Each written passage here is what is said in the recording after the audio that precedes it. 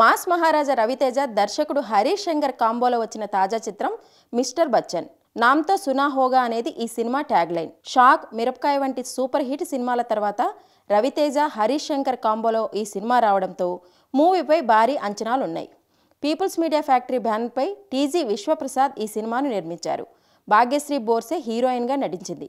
Independence day కానుకగా ప్రేక్షకుల ముందుకు వచ్చిన ఈ సినిమా ఫస్ట్ షో నుంచే మిక్స్డ్ టాక్ రావడంతో సోషల్ మీడియాలో విపరీతంగా ట్రోల్స్ చేస్తున్నారు అభిమానులు. ఈ క్రమంలో ఆర్టీసీ క్రాస్ రోడ్స్లో మిస్టర్ బచ్చన్ సినిమా చూసిన రవితేజ అభిమానులు దర్శకుడు హరీష్ శంకర్పై సంచలన వ్యాఖ్యలు చేశారు. సినిమా పబ్లిక్ టాక్ భాగంగా రివ్యూ అడుగుతుండగా రవితేజ అభిమాని వచ్చి సినిమా యావరేజ్గా ఉందని, హరీష్ శంకర్ దర్శకత్వం ఫ్లాప్ అయిందని తెలిపాడు.